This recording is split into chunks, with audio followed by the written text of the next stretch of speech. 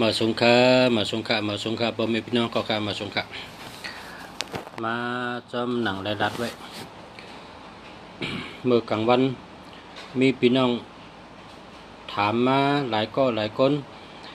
ถามว่าอิติปิโสในพรดีมันมีอีสังพองพอหลอดพรดีมันไหลอีสังพองอิติปิโสในพอหลอดมันหลีจังหือออกมาหลัดจำหนังมีพี่น้องถามมาว่า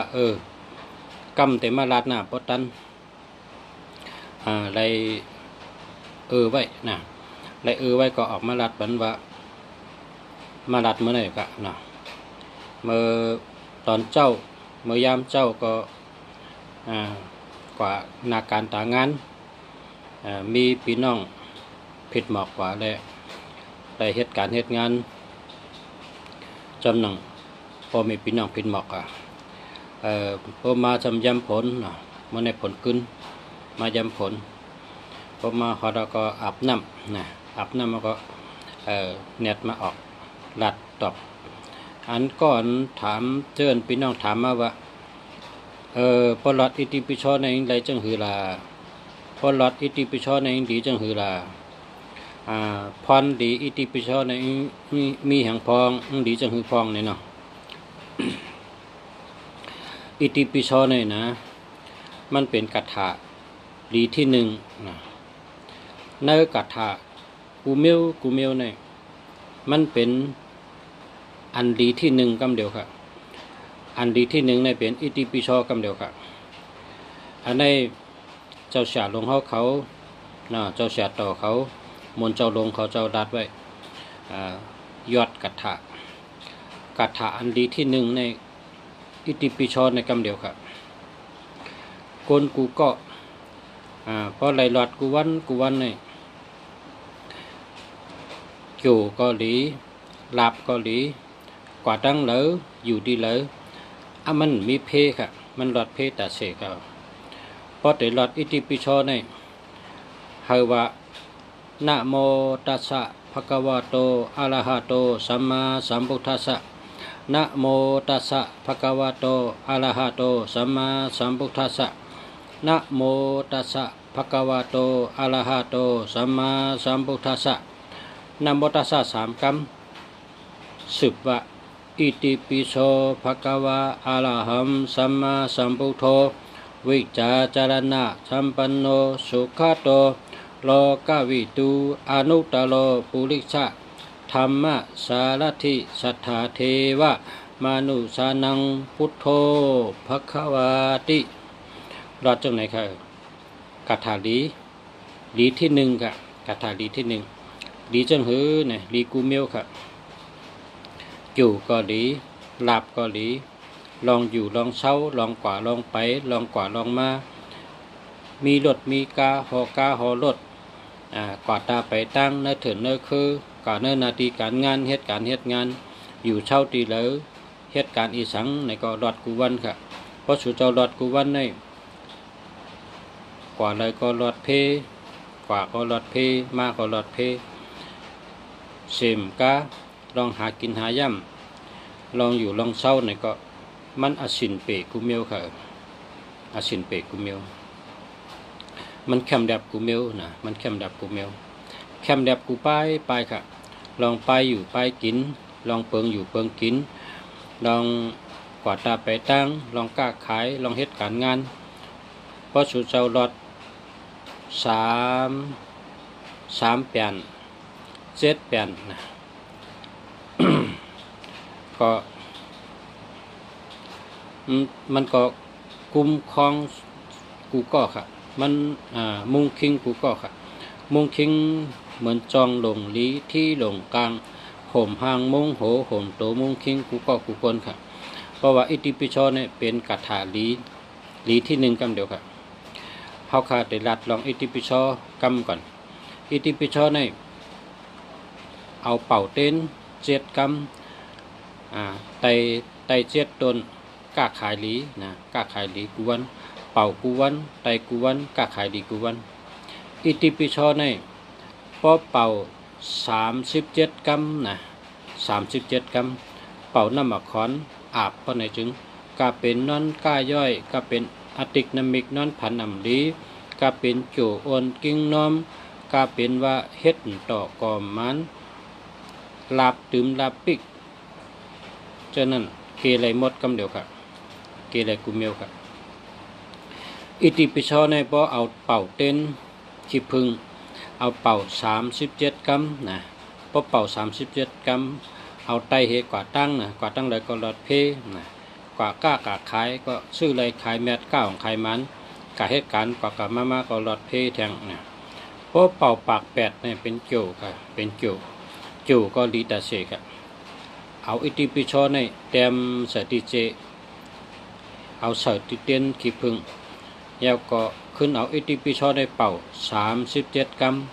นะพอได้เป่าอิติปิโสในว่านะโมตัสสะ3 กรัมเพราะว่านะโมตัสสะ3 กรัมมันก็หลอดอิติปิโส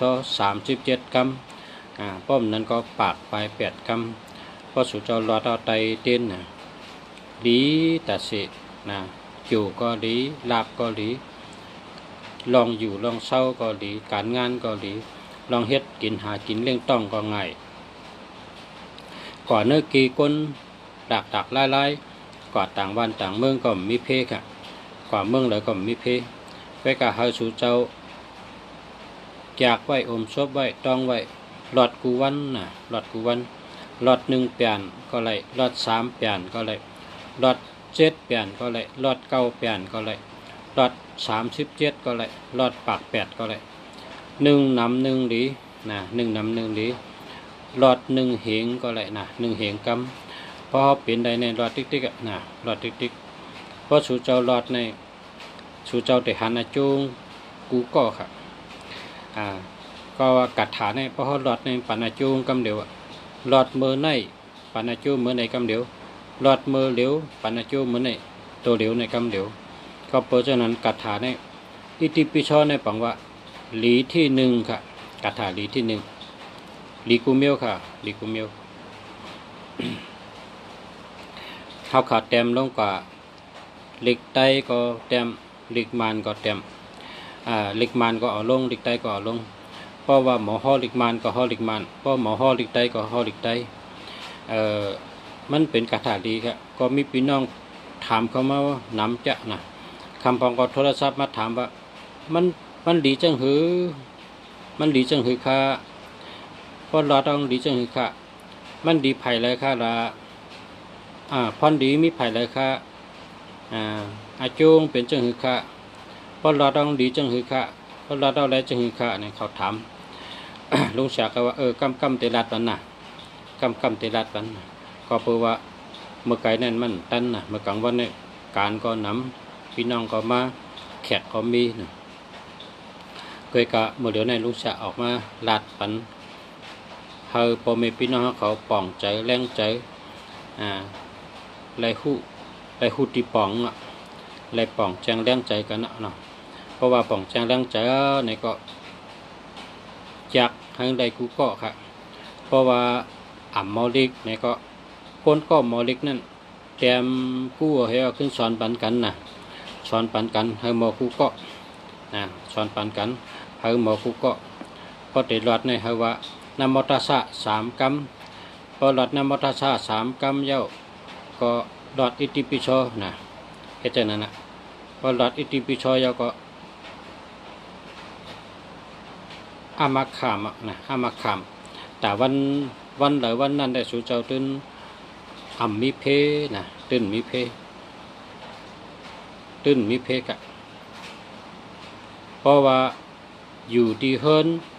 โผเมกันถกกันแม่นกันโผเมกันเข้ากันลัดต่อกันก็เอ็กใส่กันป้องกันท่ากันเจอดำกันง่ายจ้าต่อกันง่ายอยู่ร่วมกันก็เกี่ยวซื้อก็นอนก็รับตื่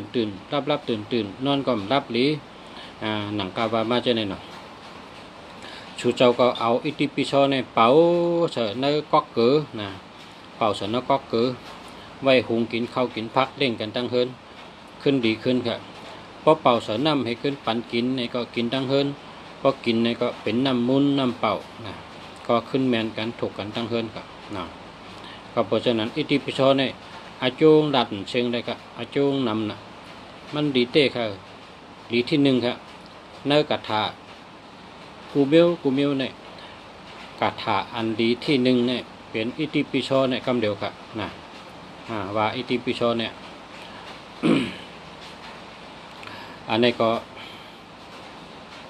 เจ้าชาลงเขาเจ้าชาต่อเขานะเจ้าชาลงเขาดัดนี้เขาก็ขึ้นเอามาสืบใครนี้พอมีพี่น้องเขาเลยเอาเจ้าตื้อกันนะเขาเลยเอาเจ้าตื้อกันเอาจากไว้เหิงตองจากไว้เหิงตองกว่าตั้งเลยก็รอดอยู่ที่เลยก็รอดนะรอดกูวันนะรอดกูวันกว่าตั้งเลยก็รอดเลยครับพอกาอยู่ก็รอดเลยพอรอดอยู่ก็รอดเลยเหตุการณ์อยู่ก็รอดเลยนั่งขายโคขายเลี้ยงอยู่ก็รอดเลยกว่าตั้งไปตั้งอยู่ก็รอดเลยครับรอดได้แต่เสกมันเป็นกัตถาลีค่ะนะกัตถาอิติปิโสเนี่ยเป็นกัตถาลีค่ะเนาะรอดตอนเดียวไว้ค่ะรอดตอนเดียวกันรอดว่านะโมตัสสะภะคะวะโตอะระหะโตสัมมาสัมพุทธัสสะนะโมตัสสะภะคะวะโตอะระหะโตสัมมาสัมพุทธัสสะนะโมตัสสะภะคะวะโตอะระหะโตสัมมาสัมพุทธัสสะอิติปิโสภะคะวะอะระหังสัมมาสัมพุทโธวิจาจารณะจัมปันโนสุขโตโลกวิตูอนุตตโรปุริชะธรรมสารถิชัทธาเทวะ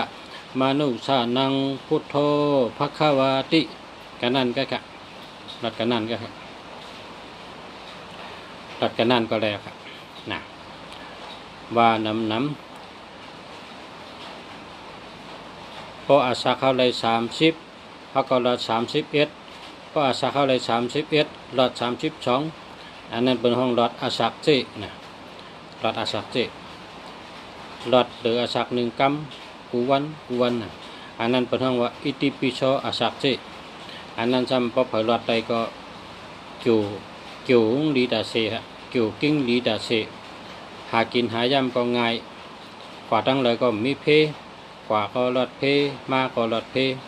เหตุการณ์เหตุงานก็เลยดีพอเล่งก็หักไม่เล่งก็หักเฮาเหตุการณ์ส่วนตัวเฮาก็ง่ายนะกล้าขายก็ขายลีเฮ็ดดอกก็มันเฮ็ดการจังก็ตัวเกี่ยวใจเกี่ยวมีตั้งขึ้นเยอะมาสูงครับ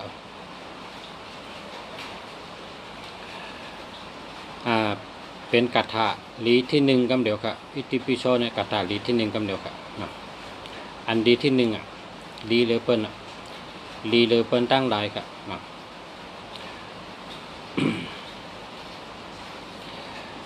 มาในจำหนังพี่น้องถามมาว่า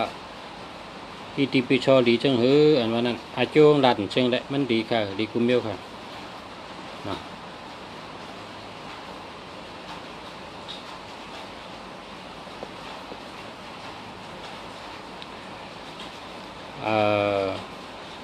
มีพี่น้องก็ถามหมายพงย้อนรัดในปันก่อน062-964-5538นะอันนี้เจอเลยครับนะเจอเลยครับ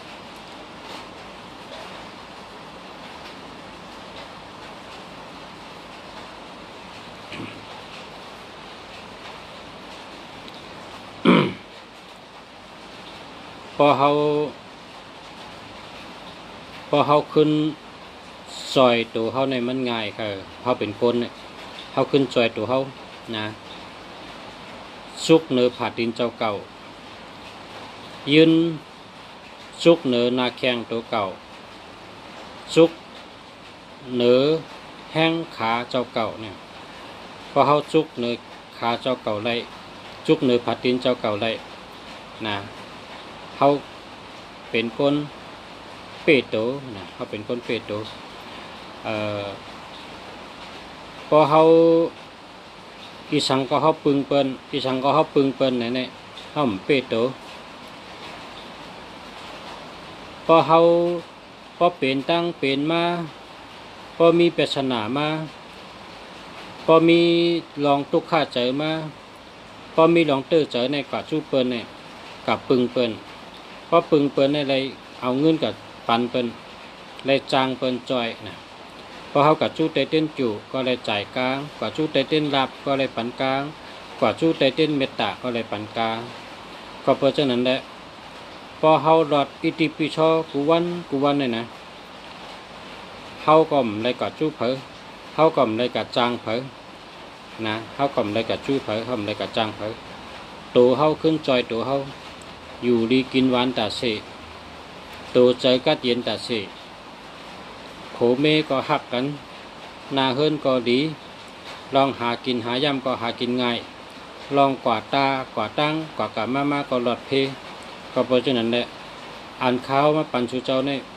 เพราะชูเจ้าเฮ็ดไรนะเฮ็ดเอาห้างกล้วยเผากล้วยมันโตเผาโตมันคัดใจห้างเผาห้างมันชูเจ้าเตมีตั้งเหมือนหนังลูกสาวาในกำเดียวหลอดเพนะกว่าตั้งเลยก็หลอดเพอยู่ที่ใดก็หลอดเพแล้วก็โตเกี่ยวใจเกี่ยวหากินง่ายนะจู่ก็ดีลาบก็ดีการงานก็ดีก็เป็นเช่นนั้นครับมีทางกองครับมาถามหมายพงจ่องดีค่ะเนาะสีนนจัวนน0942611274อันนี้มันดีค่ะ1221ในเปิ่นหักนะ1221ในเปิ่นหักลูกลังก่อมหักลูกเมก่อมหักแต่เปแต่ปานก่อมหักไตก่อมหักพอเร่งไม่เร่งก่อมหักเผอก่อมหักค่ะ1221ในเปิ่นหักเอาแปดเถอย่าไปใจ1221เนี่ย12ก่อมดี21ก่อมดียาก็6776ก่อมดี1331อันนี้ก่อมดี1881อันนี้ก่อมดี2772อันนี้ก็มันมีเงิน3773อันนี้ก็มีเพน่ะอย่าไปใจนะอันนี้มันดีนะเอาแปดเถหน่อยอย่าไปใจค่ะตีลุงเสียรัดมาในมันดีค่ะเนาะเพราะมันดีก็อย่าไปใจเอาแปดเถค่ะเนาะ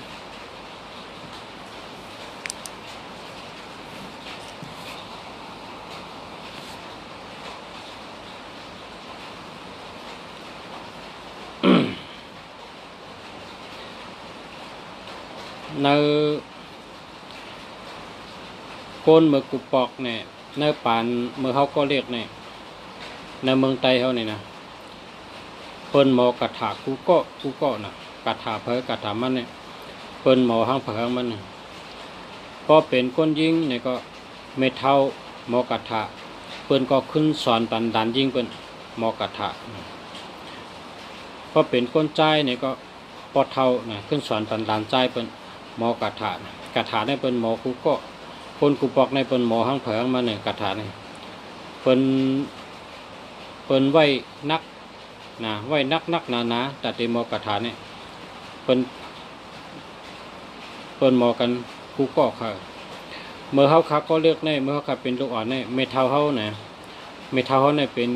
ก้นสาติกลางอุ่นนะไล่ค่ะก้นสาติกลางอุ่นเป็นล้านผู้เฮงแข่งไม่เท่าเขาเนี่ยเป็นก้นยิงเลยเปิ้นมาจูหลอดกัดถาเนี่ยจำบ่มีอยู่แต่เสกค่ะเปิ้นมาจูเนี่ยไม่เท่าเขาเนี่ยกัดถางกัดเนี่ยเพราะว่าโวกายตินเจ็บนะโวกายเป็นตินเจ็บศพเจ็บอันนั้นก็มีหนองอันนั้นก็มีนอนนะเปิ้นเอาเกลือให้หมักพิษให้เกลือหองหมักพิษหองมาปั่นไม่เท่าในเป่าเกลือให้หมักพิษให้พอเป่าเกลือหมักพิษแล้วถามได้ว่าโวตัวนี้จื้อว่าเเปิ้นก็ดัดจื้อโวจื้อว่าไหนพอเป่าปานนั้นนี่เอาเกลือต้องมาพิษกับถอกหันน้ำมุกไผ่พอไผ่ไม่เกลือไม่มาพิษยาวนี่พอแทง2 วัน 3 วันนี่พอเป็นยอกกะอันโวเป็นตีนเจ็บโวเป็นตีนเจ็บชบเจ็บอันโวเป็นมีหนองมีหนอนจ้ะนั่นมีหนอนนะ ช่ำแห้งกับกำเดียวหายกับกำเดียวตีอามจ้ะนะมันได้กัดเตอร์ครับอยู่ที่เฮือนให้เป่าไว้โวก็มีอยู่ตีก้นเป่าก็มีตีกัดแกะนะกัดแกะ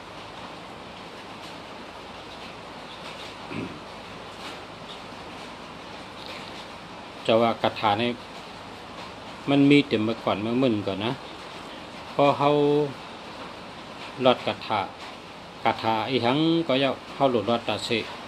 พอเขาหลอดตาเสเนี่ยมันกัดเลยนะมันกัดเตะกันเดียวกันพอเขาขาหันไปชื่อลุงเสียเฮิงนี่นะลุงเสียเฮิงอันนี้ก็คนก็ในเป่าโทดินเนี่ยจะมินอะไรจังพึ่งนั่นก็มีนะเป่าโทดินนะโทดินนั้นเป็นก๊อกกินเองเป่าเฮียก็มินกับมันยังพึ่งก็จะมีนะกระถาในก้นกูปอกในเขาโมนำเขาโมเจ๊ะนะแค่เมื่อเขาเป็นลูกอ่อนก็เขาเป็นด่วนเขาหันพอหันแล้วเขาก็อ้ามว่าโอ้แก่เตะเขาสำได้ย้อนไว้กระถาเขากระถาเป่าตัวหายกระถาอาหารมีเวอันนี้ก็มีสึกปืนมีสึกปืนอาหารอันว่าพบเป่าในก้นนั้นในกึดกับคำเดียวจุกซื้อไว้คำเดียวมันตรงแล้วอาหารเนี่ยคนห้องกระถาอาหารกระถาเป่าไม่สปีตัวหายอันว่านั้นก็จะมีก็เด็กกว่าตั้งในเป่ายอดไม่สปีเนียบแถวที่มาหูนี่กว่าจำตั้งในเปิ่นพันเท่านะเปิ่นพันตัวเขานั่นก็จะมีอยู่นะจังหวะกระถาดีในมีกระถาดีในพัมปัญหาข้างเพิงมันนะพัมปัญหาคนเขาในโดเล่ละโดเเพนพอเขาเล่ละพอเขาเล่เพนในเขาจะได้ตั้งหูในมันมีนำนานะมีกูก็มีกูตีนะพอก้นเท่าในเขากัดจู้เขาพอลุงข้าอะไรกระถาเมี้ยวในเป็นจังพอลุงหูห้าเผอมีกระถาเมี้ยวในพอเขาเท่าในเขาหัวมีเขายินกันในนี่เขาจำกับใครเนี่ยพอเท่าข้าอะไรกระถาเมี้ยวในนี่ขายินขาวในจังพอเท่ามีห้าเนี่ยเป็นจำเป็นลาดเป็นเท่าแทงข้าหลวขากระถานี่โดดแต้มไว้โดดไม้ไว้นะกระถากูเมียวเนี่ยมันมีในก้นเท่าเขาข้าหลวขาเมื่อนำกระถาอันลุงสาวมาลงกระถาอิติปิโสในเด็กมันมีในปับดิกนะมันมีกุฏิมีกุฏิเป็นเอาไว้พระนะเป็นเอาไว้พระก็เอาไว้เอาหลอดก็เอาหลอดเอาจุกเต้นจุกอ้างกูเมียวน่ะอันสลาเขาจุกเต้นจุกอ้างจนก็เขาจนไหนจุกนะก็เพราะนั้นอิติปิโสแต่มันดึงมันมีกุฏินะแต่ว่ากระถาตัวหายกระถาอาหารกระถาเพิ่มมาเอาเจือกหลอดกระถาเป่าหมากซ้อออกใช่ไหมมันมีก้นกุปอกในเขามีเขาเป็นก้นตัวเดียวในเขาหลูขามันขึ้นกับขึ้นป่าเนาะพอสู่หาอะไรมาในสู่เอาเต็มเหี่ยวลงในเฟซบุ๊กนี่แต่ไรอาจูหนาก้นในมันก็เป็นมิติเจ้ามันเป็นแล้วกับเจ้าเพราะเจ้าแมนตีนก็ไรอาจูมันนะไรพรดีมันเพราะเป็นไรข้ามสาเขาก็ไรกุศลนะเพราะเป็นไรข้ามสาเขาก็ไรกุศลเขาเป็นคนดาดปันนะ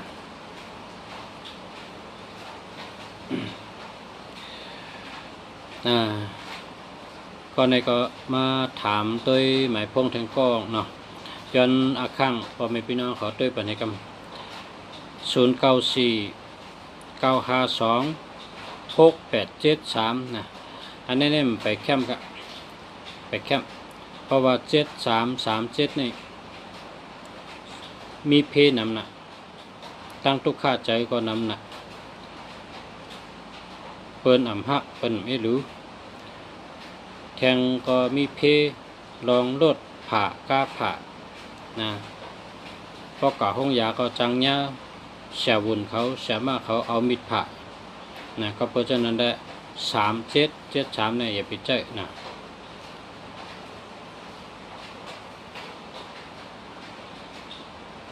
3773เนี่ยอย่าไปเจอค่ะเอา8ให้เนาะเอา8แล้วก็หาใหม่กันเนาะ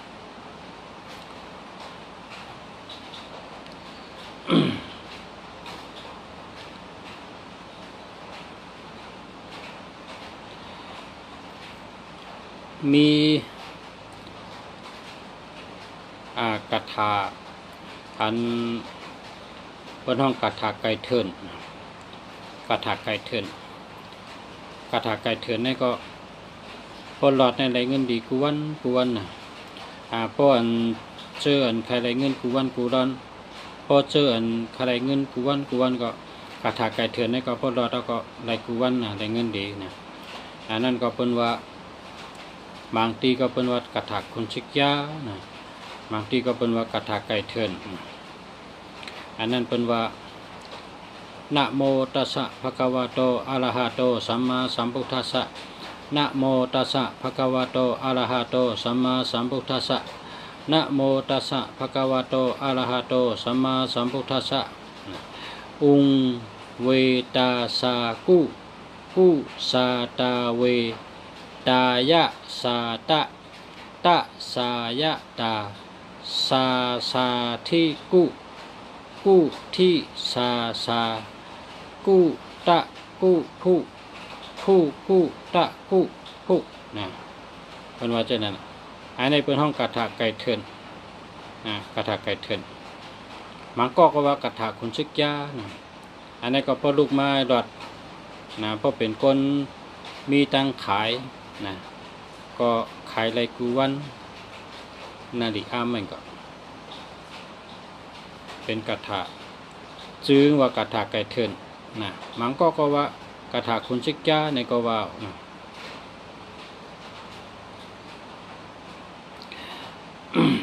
เอาค่ะตอนบรรจุเจ้า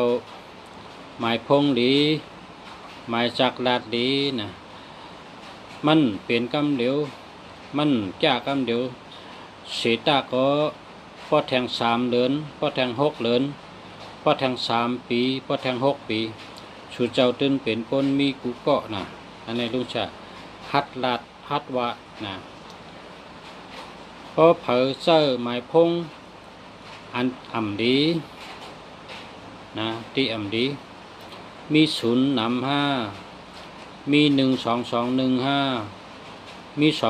27725มี37735มี18815มี67765นะก็มีจะไหนนะอยู่แทง3 เดือนอยู่แทง3 ปีอยู่แทง6 เดือนอยู่แทง6 ปีก็เหมือนเก่าไปเหมือนเก่าไปอ่ำตัวต้นก็ทั้งเลยอ่ำตัวต้นมันก็เป็นย่อกะมันก็เนี้ยปัญหาปัญหาน้ำตุกข้าน้ำลองหยับผืดน้ำลองเฮ่อน้ำลองมีกิดขวางน้ำเส้นตั้งหากินหยับผืดลองการงานหยับผืดลองอยู่เศร้ามีตั้งมนซื้อโขเมกันมีตั้งเกี่ยวซื้อเจอนาเฮิรนมนนะเจ้าเนี่ยเป็นเพราะว่าหมายพงดีชูเจ้าเล่หลาด้วยละพอคนที่เจออันมีหมายพงดีนะพอพี่น้องเจออันมีหมายพงดีหมายจักลาดดีหมายพงดีนั่นกูคนนะลุงเสียฮัดว่าตื่นเตลีกูก็ตื่นเตแคมสากูก็การงานดีไล่ดีตัวเกี่ยวเจอเกี่ยวตัวแคมสาเจอแคมสานาเฮิรนมนดีกว่าตั้งเลยก็หากินง่ายกว่าก็หลอดเพมากก็หลอดเพหากินหายำก็ง่ายเงินได้มากก็เก็บไรจู้ไรหอมไรนะข้าวตั้ง3 เดือนข้าวตั้ง3 ปีข้าวตั้ง6 เดือนข้าวตั้ง6 ปีชูเจ้าตื้นหันอายุมันกูก็ตื้นหันพรดีมันกูก็เปิดว่าหมายพงอันข้าวออกมาลาดเนี่ย ข้าเขาจะข้าเขาแลนชูเจ้าคำแลนแล้วก็เปิ้นดีแลนกันนะคนแลนเนี่ยมันดีคนแลนเนี่ยมันได้คำสากเลยนะคนอันแลนกินเปิ้นแปดกินเปิ้นคนจะเนี่ยมันได้คำสากก็เพื่อว่าจังนั้นนะอย่าไปแลนกันอย่าไปแปดกันนะคนใจก็อย่าคนยิงก็อย่าโลมีกติเสจะโลมีกติเสจะคนมีกติเสจะเนี่ยตัวก็แคมสาใจก็แคมสาการมักมีก็แคมสานาเฮิรนก็แคมสานะเขาขาดเลยล่ะด้วยเลยเพ่นด้วยคนอันอุบรัดลองหลีอาแก้งหลีตั้งเฮ็ดหลีมีเจอหลีอ่ำเป้กินเปิ้นนะเจอในขึ้นใหญ่มาสูงอ่ะพอคนเจอกดนี่นะหันเปิ้นได้หลีอำนาโลพอคนเจอกดจังนั้นเนี่ยเขาก็ไม่ได้ดีก็นะเขาไม่ได้ดีเขาคาหันหลายก้อนหน่อยเอานะก็เพราะฉะนั้นคนนี่ก็พอมาเล่หลาด้วยพอมาเล่เพี้ยนด้วยคนนี่โหลเลยมีกติเสจะนะกติเสจะนี่โหลเลยมี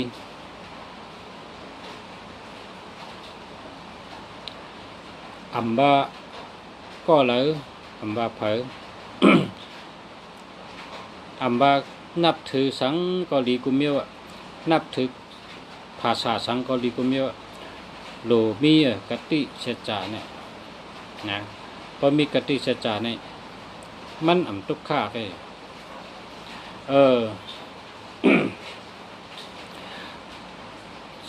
เจ้าคือพุทธะอันนับถือศาสนาพุทธะพระเป็นเจ้าเนี่ยควรเจอนับถือศาสนาพุทธะพระเป็นเจ้าเนี่ยมือเขาเป็นมันจังเหตุถักลงมานั่นเจ้าเสียลงเขานะเจ้าคู่เขาเนี่ยลาดว่าโกนเฮินเนี่ยนะโกนเฮินเนี่ยพอมีศีลห้าเนี่ยมันทุกข์ากเลยนะมันทุกข์ากเลยตื่นเป็นคนกว่าตั้งเลยก็มันทุกข์ากพอมีศีลห้าเนี่ยเจ้าจะสั่งสอนขอความกำลึงสุดก็สั่งขอในแกนะสั่งขอในแกเพราะว่าเขาเจ้าเนี่ย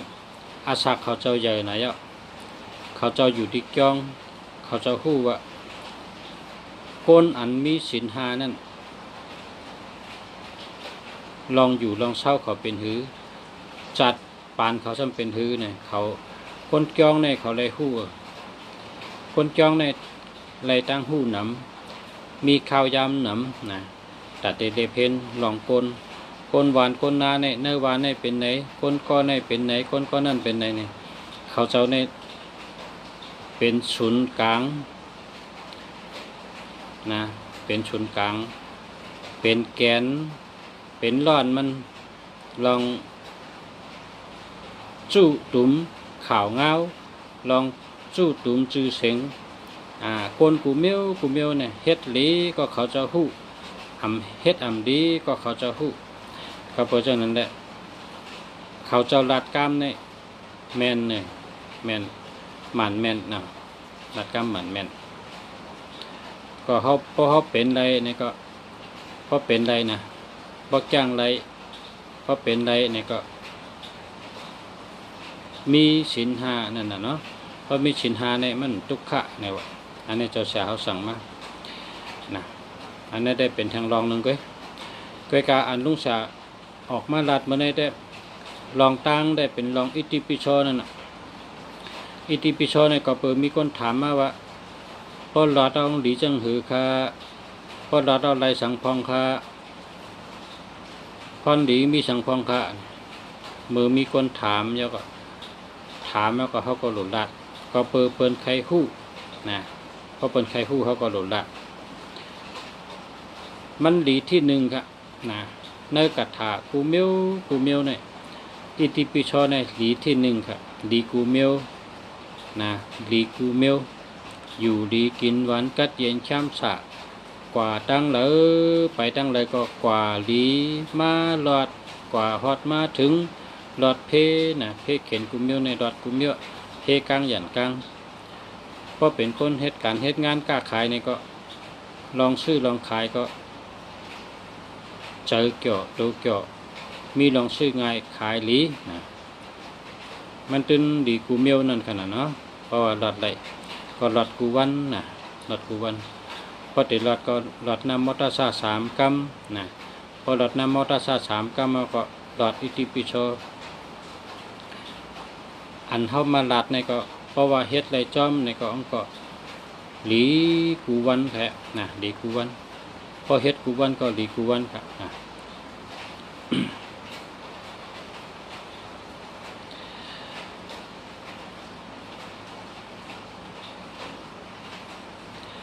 โอเค30 นาทีนะเมื่อในก็ออกมาหลัดลองอิติปิโส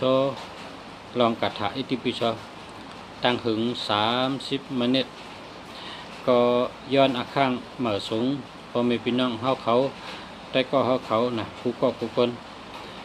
ขอบใจกูก็ค่ะขอบคุณกะเกจูใหญ่กะที่มาเฮ็ดก่อกันนะที่มาโดยมาถ่อมเฮาค่ะก็เกจูอย่างเกจูใหญ่กะเกจูต่างขอบใจค่ะขอบใจกูก็ค่ะขอบคุณกูก็กูคนค่ะย้อนมาสูงกันค่ะเนาะวันมาพบกันแท่งค่ะมาสงค้าให้อยู่ดีมีเงินกูก็กูคนค่ะมาสงค้า